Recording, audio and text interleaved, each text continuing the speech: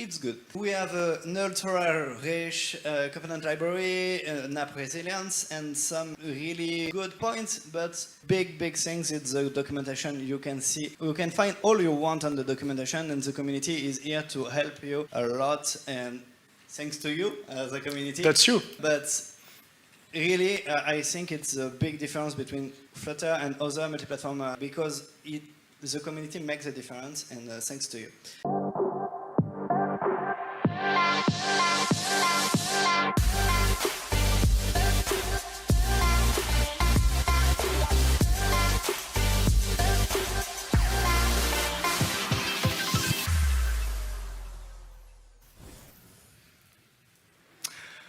So, thank you again for having us and for being here today. Let's start directly. I'm Francois, I'm with Valentin and Adrien. We are software engineers working at SNCF Connect and Tech. We came from Paris, France. And since we are at Flutter Heroes, I should mention our special abilities. So mine would be being an ambassador for our technical teams. Adrien is our accessibility hero. And Valentin has a secret life in eSport as human-born. Today, we wanted to share with you our story, our journey with Flutter, building quite a large application. So with Flutter, and instead of being a talk about the company, the organization, agility, change management, and many things which mattered, obviously, we will instead review the technical challenges we had and the choices we made. It was a long story, but a nice one. And yes, we'll cover many topics, as you can see. So, what is SNCF Connect? SNCF Connect is a website and a mobile application. They are used by millions of people in France. SNCF is the French railway company, so it's about sustainable travel and mobility. So train, bus, metro, bikes, scooters, and more. Before SNCF Connect, we had two big applications available. One was dedicated to travel, long-distance travel, and train, so typically booking train tickets. And the other one was focused on door-to-door itineraries and day-to-day mobility and traffic info, but no distribution for the train, for instance. And you have to know and you have to imagine we had 4 mobile teams for these applications because one per application and one per platform. So we had about 300 developers and technical contributors and many features, but each team had its own technologies, tools, its own features and its own roadmap, its own culture, and its own habits. So it was a challenge in terms of delivery. And then 2 years ago, we started thinking to build SNCF Connect as a new unified experience for both travel and day-to-day mobility. And I think it's time for a quick tour, Adrien? It's time for a quick tour in Italian. Sembra che siamo in Italia. Sorry for my Italian accent and sorry for non-Italian speakers, but I will comment this video. So I start with a unique field where I can search for a point of interest, or I can also tap natural language questions. I make a journey for Torino, and I choose the first class travel because I like it, I prefer it. This is the card. I validate my card. I pay with my registered payment card. And in the confirmation screen, I can see that I can add to my Google Wallet. I can see also a nice timeline of my travel. And here is my ticket. I will now make another journey, a door-to-door journey from to the Eiffel Tower from Montmartre. A journey I recommend to you if you came to Paris. A very nice travel. A very nice city. And so you can also see that you have different possibilities of public transport. You have the map, you have a timeline. And you can buy your ticket directly for public transportation with the HCE technology. The ticket will be on your mobile phone. And finally, I switched the application in white mode because you have the choice on Connect, but by default, it's dark mode. Okay, thank you, Adrien, for the overview of the app, the product for customers. And we also had more technical challenges in terms of delivery for us developers, because we wanted to restart everything from scratch, so rebuild all the front ends and the back-for-front from scratch. We wanted to do that to deliver in 18 months. So we started 2 years ago with 10 developers, and then we went to 200 developers today. Almost 40 of them are really dedicated to Flutter, but the other ones are more like full stack developers, and they contribute to the Flutter code base too. We wanted state-of-the-art technologies 2 years ago, so it was Flutter for mobile. We chose React and Next.js for server-side rendering for the web. We use Kotlin on the JVM for the back-for-front. And everything is 100% cloud native and deployed with the infrastructure as code.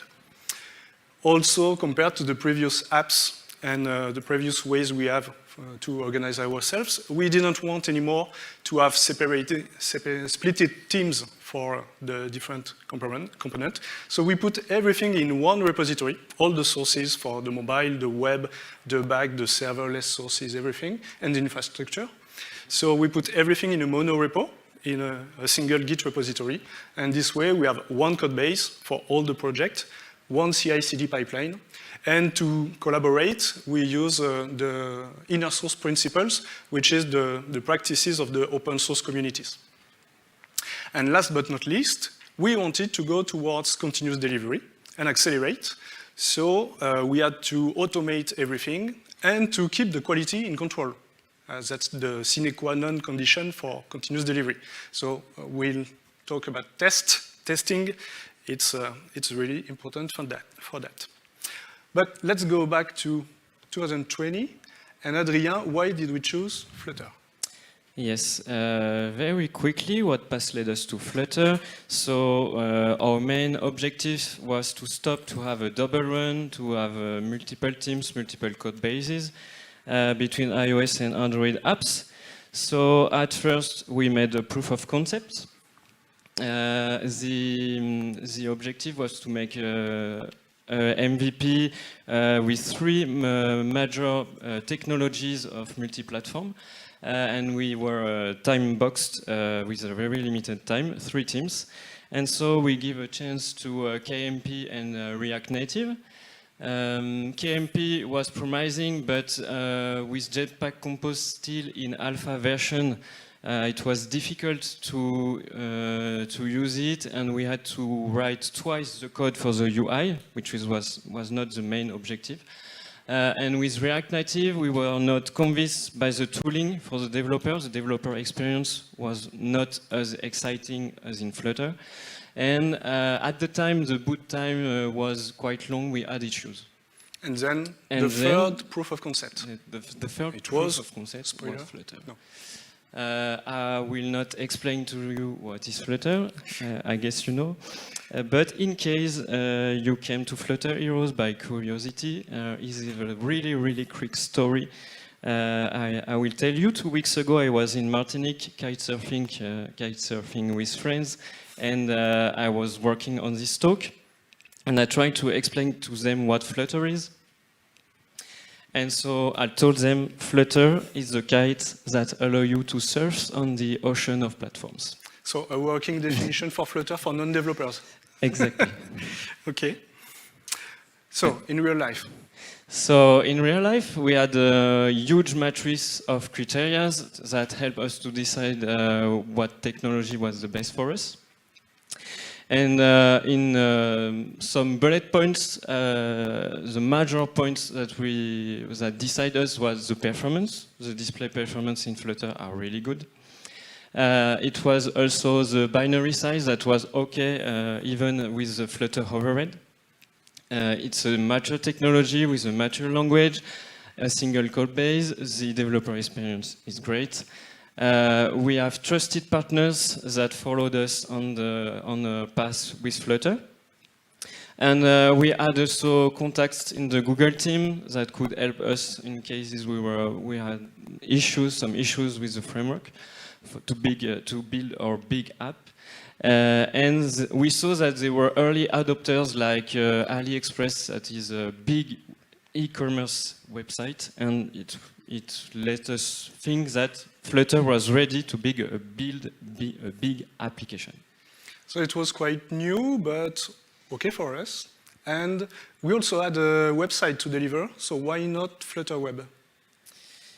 Yes, that's a very good question. At the time, we gave a try to Flutter Web. 2 years ago. 2 years ago. You have to remember. We thought about it, but Flutter Web was definitively not ready at the time. The main issue was the size of the bundle. The size was quite huge, and there were no split for the bundle. Now it's an issue you can adjust with different loading. There were no pure HTML, so in terms of accessibility on desktop for screen readers, sometimes there are some issues. We needed to pollute the code base to remove the features from the mobile that are not working on the desktop. It was not stable. We had different design charts. We had to make CMS content injection. And the SEO was complicated, and Google does not recommend, even now in the stable version, to make a Flutter web app where you need SEO. It's in the Flutter documentation. Do not make a Flutter website if you need SEO. So it was not suitable for us, for our use case, for a big website of e-commerce, but it's a very promising technology, and we use Flutter Web in other projects where we will talk about it later. So in 2020, we made the choices. We are ready to start. And what do we start with? Coming from native and 10 years of native development. Who is doing native development in the room? Okay, some developers.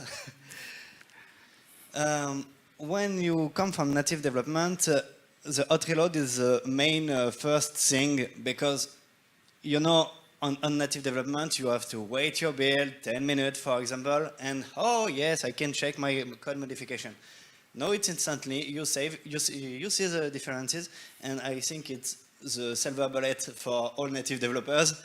But the second big thing, especially when you have a big application, is the independence from OS version. You doesn't have to update your platform SDK to get the last features, and especially with big applications like SNCF Connect, you can have issue on old Android smartphone. Here, it's no more an issue, and it's really great. And we also had to change our mindset. Yeah, especially because I think our biggest mistake on the start was to attempt to mimic the native development when we attempt to start our project. And it doesn't work. Flutter is a new way of development. You have to get another way of thinking, new tools, new methodology, and it doesn't work. If you attempt to make MVVM on Flutter, for example, it is possible, but it's not the great way to do. Also, we want to get some native filling on the widget, and to make that, we have to make a lot of condition on our widget. For example, here the app bar is different if you are on Android or iOS, and we have to make the condition on our side. And the last but not the least, thanks to the big open source community, especially when we come from iOS, but on iOS development, you don't have all these resources, and you have to find in documentation a lot of things. Here in Flutter, you have just to open GitHub to find inspiration and learning, and it's really great. So many changes, and at the beginning we were a bit worried about bridging when required with native. Yeah. But it's not really an issue in reality. Bridging from native to Flutter is really simple, and if you have some time, it be at hand really easily. But no, it's no more a time issue, because the Pigeon library make it for you. If you doesn't know Pigeon library, you give it the source code, and it translates it to Flutter, and it's pretty easy to use it. Currently, we use it for all our third-party SDK who doesn't have a Flutter implementation, and it works really well. For example, Datadome, Instana, Batch, and other SDK like that. We should now have a focus on our architecture and a pattern which is the backend for frontend. Who knows this pattern, the BFF? It's not best friend forever. Okay, some of you. That's something really important in our project. It means most of the logic, all the presentation logic we can move outside the front end, we put it in the server side, in an application server. So everything which is mapping, transforming the models from the partners to the presentation model, also preparing strings, concatenating, localizing, formatting a price, everything, all of that is done on the server side in Kotlin. And and there's an API for the front ends to get already prepared data. The benefits we have, it's much consistency between the web, the mobile, and even other channels such as a chatbot on a messaging platform where we have no customizable front end. Better time to market because the server-side code can be redeployed in 10 minutes and we don't have to push to a store, so everything you can put to the server, that's interesting. And all the logic and everything we put server-side makes a smaller, lighter front end. So once we add this BFF available and the API, the project API, the endpoints, we used OpenAPI, Swagger, if you prefer, to generate a Dart SDK for Flutter and a TypeScript SDK for the web for React. This way, we generate with build value and IO HTTP clients already usable in the front end, and we don't need much contract testing, for instance. We use Mustache for the templates, and we also leverage this pattern and tooling to generate data sets for fixtures. Let's have a look at the core libs and state management and all of this. Yeah, it's time. You know, in Flutter, we have a lot of state management library. For us, we have to make a choice, and it's pretty not easy, especially in 2020, because no solution are really selected by the community. But at the moment, we choose Block library, because Block seems the more mature library at this time, and especially because it's easy to understand, easy to implement, no black magic under the hood, and it's scaling really easily, not like some of other, and it's why we think Block is a good solution for us. There's another thing which is not obvious when you start with Flutter, it's how to use the threads. Yes, Flutter is very easy to learn and to use. But you have to interest yourself in the threads. So there is a main thread in Flutter, and there is many other ways to deal with EV computation or EV task on Flutter. I won't explain to you everything, but I will give you some examples. So if you need to deserialize big payloads, for example, you can use a compute, and there is a plugin for DIO that does a transformer that makes that for you. If you need to run multiple requests, a lot of multiple requests, you can use isolate, for example. Another method which is not really known is the schedule microtask. It's a method that allows you to run code before all the futures, so the event loop of Flutter will run your code before other futures in the queue. And finally, you can use package like Work Manager to run background tasks on the background, like we are using it for proactive exchange based on geolocation. As we said, testing is really important, and when you want to achieve continuous delivery, it's something really critical. So let's have a word about testing. And we have much worked on testing, and our strategy has evolved several times. So I assume you're all familiar with the idea of a test pyramid. So this is ours. This is not your, Franz. Not our pyramid. It's the pyramid of Egyptian. Thank you. So we have many unit tests over block. And we'll see we have widget tests and goldens and end-to-end tests. You have the technical stack on the right. But what we did first was leveraging the Golden Toolkit. We were really impressed by the Flutter feature of Golden tests. So we used them a lot, we invested in them a lot, we created many Goldens, and we started worrying about the size of the Git repository with all the Golden, and there's also the execution time. So we started implementing other types of tests, and we wanted to use this opportunity to go to behavior-driven development. So we wanted to use, and we use mainly BDD with Gherkin, and Gherkin everywhere on every type of test.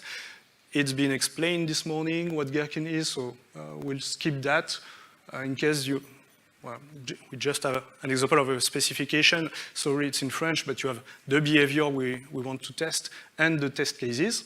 And as explained this morning, you have to code to connect the Gherkin specification to your actual app. So you have to code something to connect this to an executable test. So that's what we did with Cucumber and Kotlin Code, and we use Appium to run the end-to-end test on Sauce Labs, and it works, and it's really great. It's stable, which is new for us compared to the native testing tools we used before. We had, and we have, reports and the videos and everything to debug. That's really nice.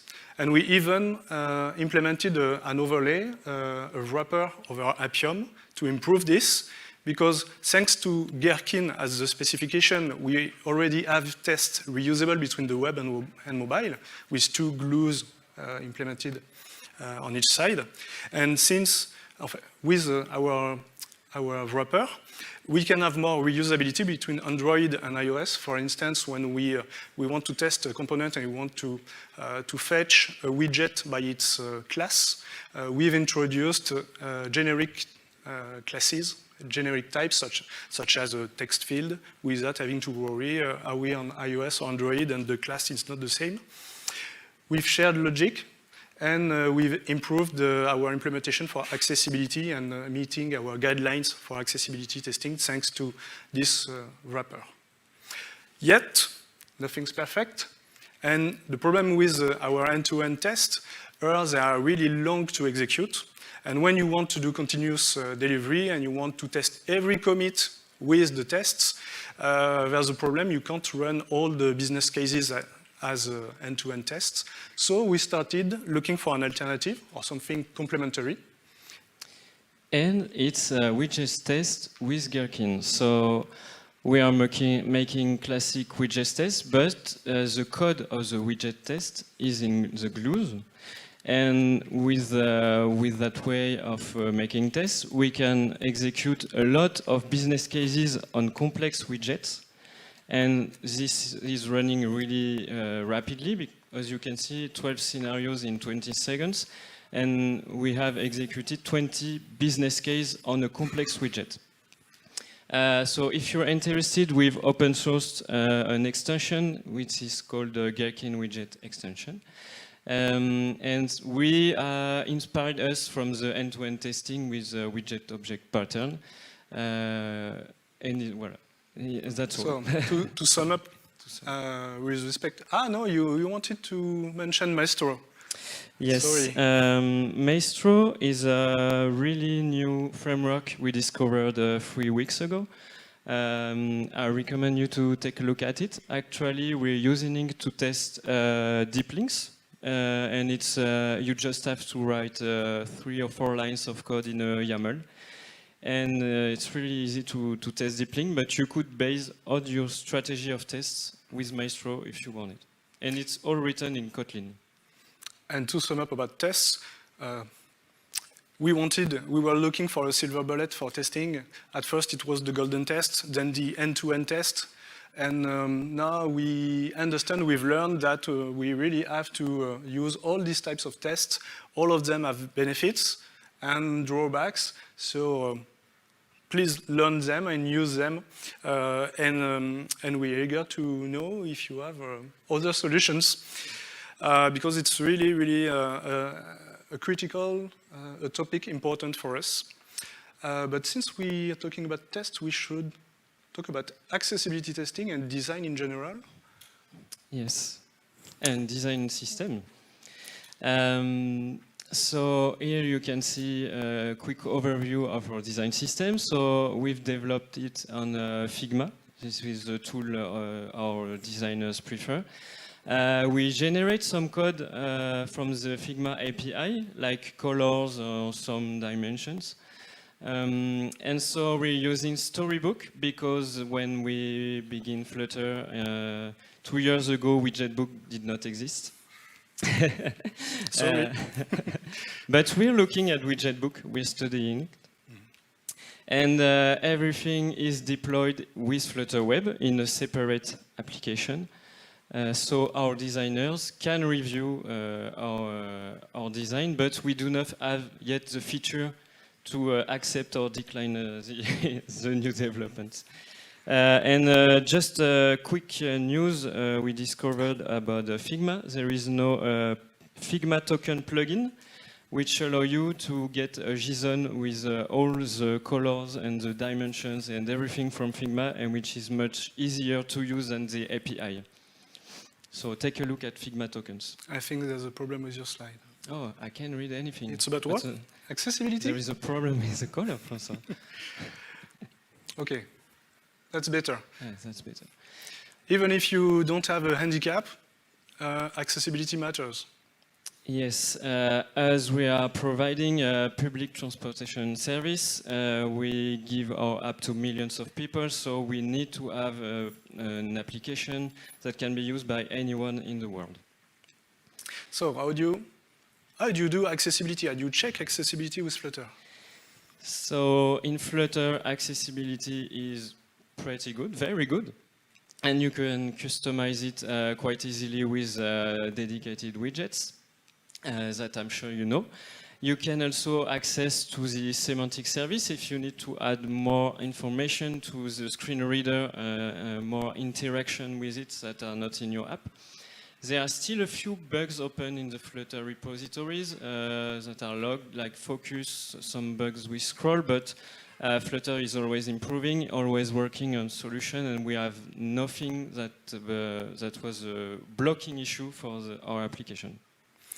And I'd like to ask, does anybody use or implement golden test for accessibility here?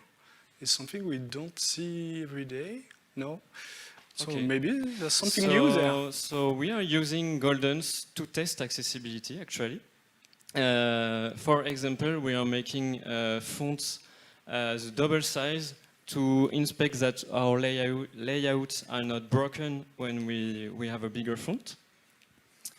And also, we are making goldens with semantic debugger enabled.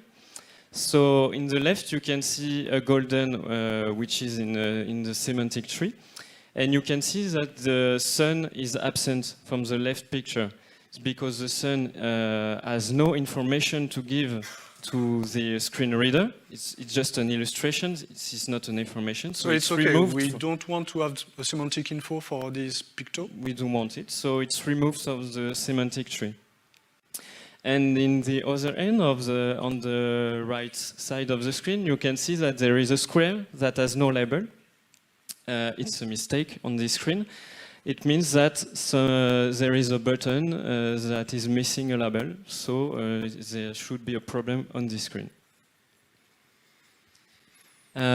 So here you can see some methods we use in our test widget. Every test widget we make, we try to base everything on accessibility. So we are looking at widgets with semantics and and semantic matcher, so you can ensure that your widget implements the good semantic for the screen readers. And lastly, I don't know if you know MIT's guideline. Is anyone in the room know MIT's guideline?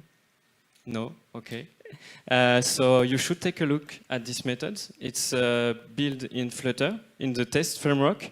It's a little hidden, but you can unit test the accessibility of your widget with that, with just a line. So it's taking a widget, basically, and it will tell you if your contrast, for example, is not okay for accessibility. So I recommend you to take a look at it. Thank you for all these tips to test accessibility, and I propose we now move to navigation, routing, monitoring, and even business tracking. Yeah. So, like state management in routing, we have a lot of libraries, especially GoRouter, I think, you know, because it's the most famous today, but 2 days ago, we doesn't have.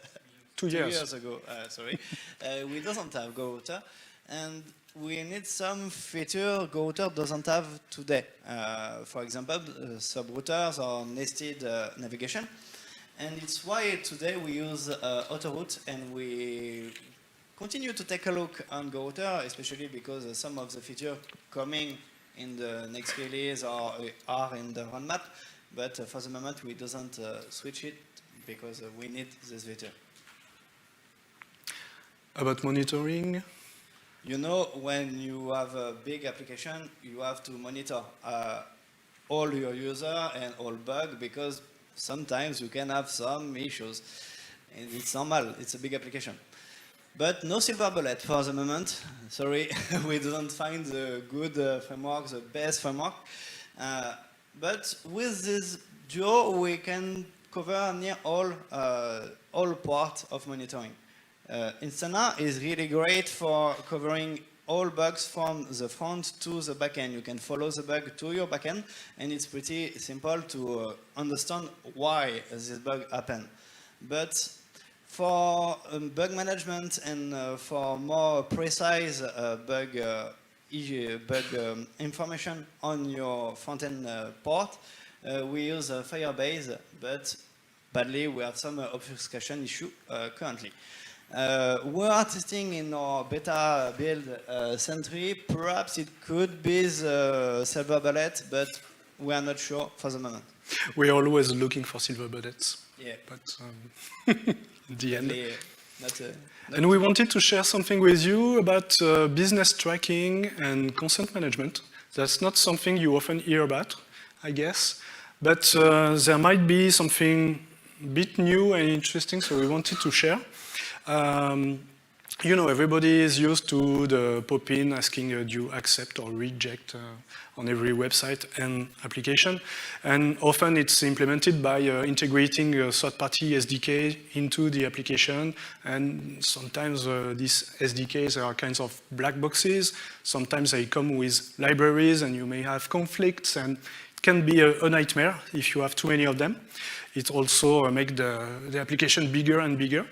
On this project, we implemented most of the business tracking and the consent management, in the sense GDPR, server-side, and more precisely from server to server. It means when a customer books a ticket, that's the BFF in Kotlin on the server side, which triggers the event, builds a data layer, and sends it to the consented vendors. And in our case, it's a Tedium event stream, if you're interested. But obviously, some events cannot just be detected by the server. For example, if you want to track a gesture. So in some cases, you have to do something on the front end. So it's not 100% server-to-server tracking. It's more something hybrid, a bit more complex. And we had to implement a minimal front-end instrumentation to collect some information, and transmit them to the BFF so that the BFF is able to track or not something. So the things collected are typically the navigation, the current screen, current page. So we have a router, an observer over the router. We have the consent management platform SDK, so we have a listener on it to get the consents. And this info are passed to the BFF to make server-to-server tracking possible. The benefits are numerous. You have the consistency between the web and the mobile on this topic. You have still better time to market. It's easier to fix something and redeploy. You have less third-party SDK on the front end, so less library conflicts and a smaller footprint for the application. And let's talk about performance. Let's talk about performance, Francois. So actually, how the performance are going with the growing of the project? Well, the compilation time is still really acceptable for us. The idea I use personally IntelliJ is still reactive. Out reloading is still working even if 150 screens. The test duration has increased, especially because of Goldens, but we are using the very good CLI, which is optimizing the time to execute the test. And so in CI, you can see that we have built with a duration that is also acceptable. We could accelerate a little if you add more powerful machines. And we're running in 30 minutes more than 3,000 tests, unit test, golden widget test. So it's a duration that is acceptable. It's okay for our Git flow. So after 2 years and 200 developers, the performance on this side is okay. The tools are okay. We also worked on the bundle, bundles. So as you know, the recommended way to ship Android libraries, Android application is application bundle. So Flutter is compatible with application bundle. In our case, application bundle reduced to 48 the size of the final APK. And you should know that Flutter is compatible with the feature Android Play feature delivery with the default components. So you can remove some parts of your app and they will be loaded in an asynchronous way by the Play Store to reduce the size of your app. We wanted to have a word about footprint and impact for the clients, for the devices. And we've just talked about optimizing the bundles, but there are many ways to contribute to a lower impact and a lower footprint on the front end. You can work on optimizing the server calls, the payloads, the images, the formats. You can move logic and move things to server side, as we've seen, and limiting the external SDK into the application, obviously. Last year, we had a test with Green Spectre, and we reached the silver level, which is quite a good result, I think, for an application this size, but we are still working on it to improve it. And that's the moment to talk about shaders. It's my moment. You know, Flutter performances are good, but sometimes you still have some issues, some frame junk, and most of the time is due to shader compilation. Who know are shaders in the room? Okay, 1, 2 person. Okay. Shaders are basically code executed by your GPU. Okay, and on Flutter, you can have shader compilation issue, especially when you switch between 2 pages. When you have complex animation, you can see frame junk and lags, and is due most of the time to shader compilation. Currently on Flutter, you use the Skia renderer engine. Skia, to be simple, is an old library used currently by Flutter, but used by a lot of other products like Android or Google Chrome, for example, and it's not specifically built for Flutter. And we have some shader compilation issues. Here you can see on the red bar on the graph. Currently on preview stage, you can enable the Impeller render engine, which is the next generation render engine, which correct this issue of shader compilation. The case is really simple to understand. In reality, they make a subset of shaders of your application and pre-compile it at the first start of your application. And after, you no more have an issue, and it's why it's better. So can we use it? Perhaps. Currently, on our beta build, we have really good results with Impeller. It's really impressive, and we get significant performance improvement. Even on developer mode with hot reload and all, it's really impressive. But we still have some cons, especially when we talk about old Android smartphone. Impeller is based on Vulkan graphics API for Android, and Vulkan doesn't work on old Android smartphone. Flutter team knows this issue and work to correct that, but for the moment, Impeller can be touchy if you have old Android smartphone in your user base.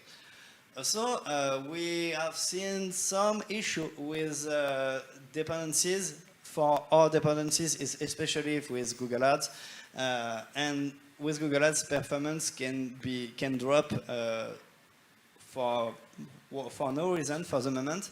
But we talk a lot with Google and with Google Ads team to correct this issue. We expect a change soon. It's still very promising, and we just wait these 2 points to push it in production. Thank you. Nice intro, and I'm not sure anyone was expecting we talked about shaders in a case study, but that's clearly the future. But, well, we have covered most of the important topics on the project about Flutter. It's been 2 years, 1 year live in production. So at the end of the day, what's important for us? First, we have a successful project. We have delivered this large application in 18 months. So that's great for the companies, that's great for the teams, obviously. We have the impression that us developers, that without Flutter, we couldn't make it in time. Clearly, we have a better time to market than before. And for a year, we've been pushing new, not only fixes, but also new features every week. And we're still accelerating on the side of continuous delivery. The application is used by millions of people. It really works. The tools for developers, they are still working too. The monorepo approach, it works too. So that's great. But behind this specific product and this specific project, Valentin, why would you say all of us developers are in love with Flutter so far? Yeah, in reality, all of our developers really love Flutter.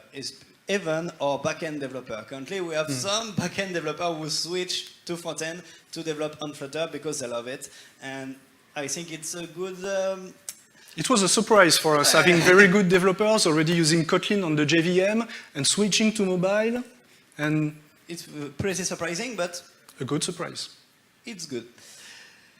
We have a ultra-rich component library, NAP resilience, and some really good points, but the big things is the documentation. You can see, you can find all you want on the documentation, and the community is here to help you a lot, and thanks to you, the community. That's you. But really, I think it's a big difference between Flutter and other multi-platform SDK, solutions, because the community makes a difference, and thanks to you. And also, I don't list all, but you know, Flutter is a really good framework, and everyone has to work on Flutter. An exhaustive list would be too long, but anyways, nothing's perfect. Adrien. Yes, as we mentioned it earlier in this talk, there are still some issues. For instance, even if GoRouter is really improving, there is still some features missing, and AutoRoute still more features for big applications. There is still, as Valentin mentioned it, some issues with FPS dropping, some performance with Google Ads, but we're working with Google. We are have meetings with them to improve this. And so we hope Impeller will remove every problems of performance in the rendering.